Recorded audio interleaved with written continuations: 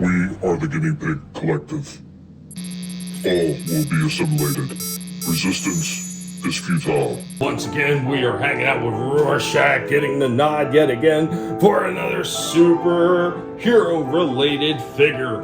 Once again, this is the same thing as we did with a previous one where it could have been Indy as well, but Rorschach gets a nod today as we are again going into Turtles and Grayskull. We got Wave 2, and we got BeastMan, Undercover Henchman.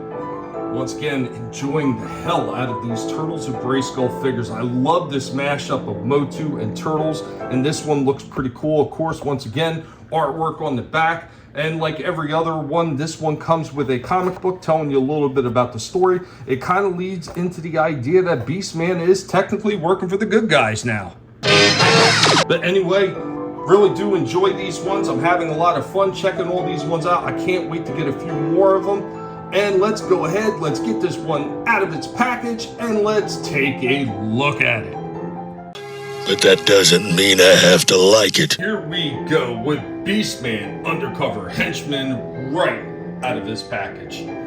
The helm is removable, and I will say that this helm does not stay on the greatest, because I actually had this thing fall off multiple times as I was just trying to get this thing onto the stand. But underneath all this armor, which can come off, you do have a regular BeastMan figure.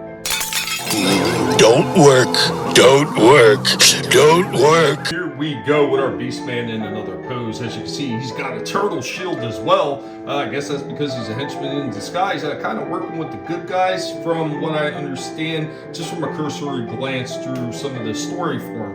But I won't know that for sure until I finish reading the mini comic book. But standard MOTU posability on this. He's got a waist turn. He's got knee joints. He's got a good range of movement up in the hips right there. He's got a turn down at the shins. He's got rock and pivot down in the feet.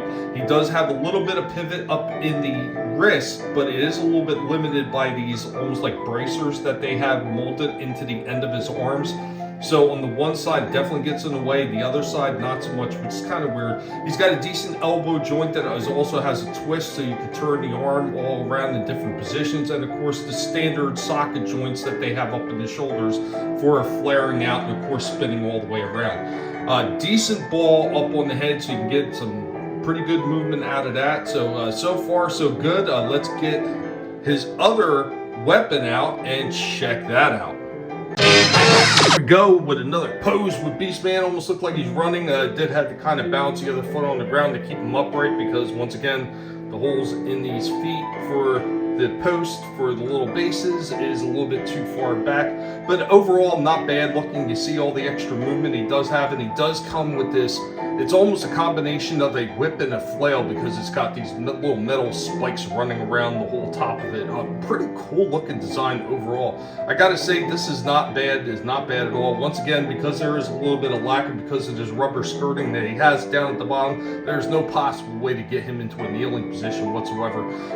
The skirting does not affect him spreading his legs out or getting into positions or anything like that, which is really nice. But once you get to the top of his hips with those thighs, that's when it starts to come into play and it starts to hinder the movement just a little bit. Overall though, a really cool looking BeastMan for this Turtles of Grayskull line. I think I like this one a little bit better than the Donatello, just for the simple reason that this one does not have any sloppy joints on it whatsoever. So because of that, even though the helm doesn't always click and stay on quite as tight as I would like to see it, overall, this is a really nice figure, and I gotta say, I'm pretty impressed with this one. I'm going to give this one a 9 out of 10.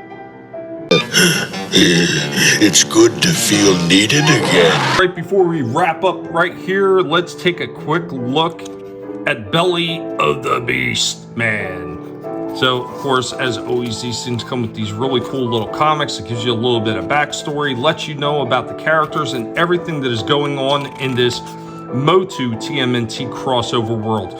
Really interesting stuff. Got to read through this one, but yeah, I love that they include this. Of course, the artwork on the back of it. Anyway, guys, that is all we have on this BeastMan MOTU TMNT crossover. What did you guys think of our assessment on this one? Be sure to let Rorschach, the superhero pig. Know what you thought. Later, y'all. And the masters of the universe.